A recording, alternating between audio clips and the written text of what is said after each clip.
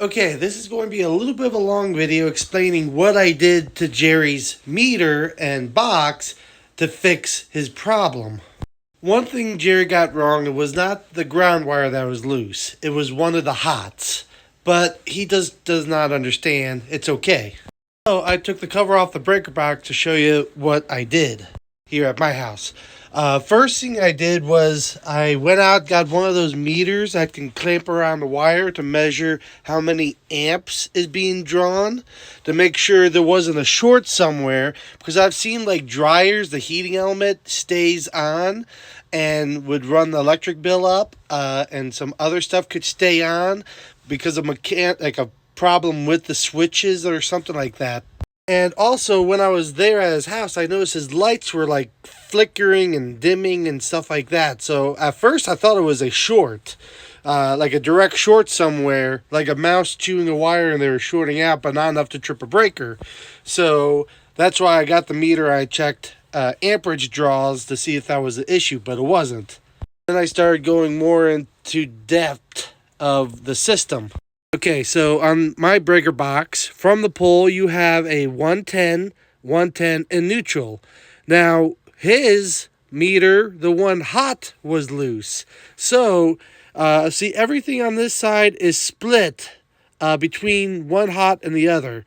So, this is on one side, this is on the other. This is on one side. Now, this is a 220, so this contacts both left and right hots. And then again, at one side, this connects to two, and so on and so forth. So half of the breaker box was getting power. The other side was loose. So I'm surprised no 220 volt appliances did not go bad because of the loose connection. But with a loose connection, what it does is everything on that channel would basically have to restart. So if you ever turn on any kind of electric motor, their startup amperage draw is huge. For example, this air compressor, when it first kicks on, it's going to draw like 40 amps through that 110 outlet. Now, the breaker is not going to trip right away. It takes heat for a breaker to trip. But this outlet has its own 20 amp breaker to power this air compressor. That draws about 17 amps when it's normally running.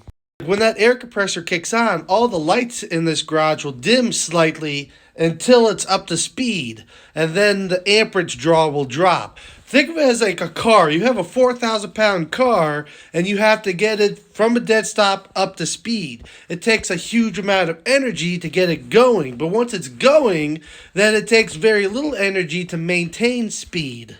So everything on that channel between refrigerators, electric motors like fans, TVs, computers, like electric motors like air compressors, all that has to basically, when it's spinning, it will slow down because of the loose connection and come back up to speed. So it's constantly slowing down, speeding up, and drawing more amps than normal.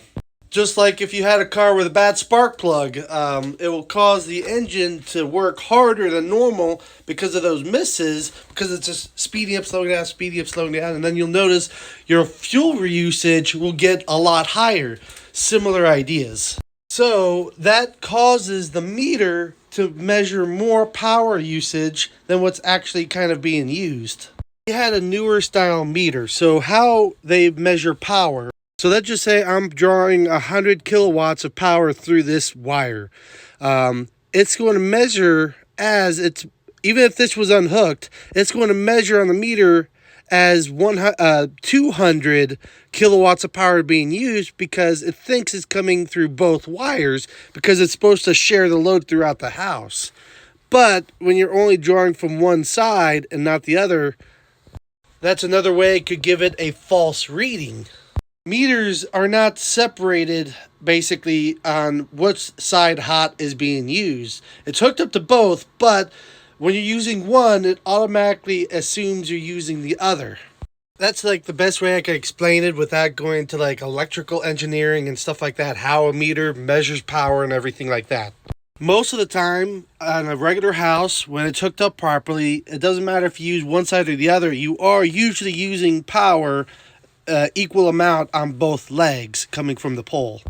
Hopefully that answers all your questions on what I did, how I figured out the problem, how I can diagnose things. And I felt really bad for him because he did not know that the electric bill is never supposed to be that high, because when they moved into the house, the electric bill has always been high, and the power company is not going to tell you how much power you should be using, and because they want the money. When he told me the power bill was that high, I freaked out because I know it should never be over $200 a month for a double wide trailer. So I jumped into action to try to figure out what's going on. Is there a neighbor stealing power with a wire that they ran underground or something? Is there a direct short somewhere? Is there an appliance that's running nonstop, like their well or dryer or something like that?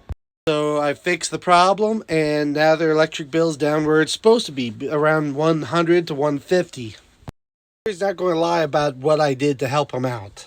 I can't tell you the laundry list of people I've helped out over the years. This is what I do. This is why I make videos on homemade diesel fuel, to try to help people.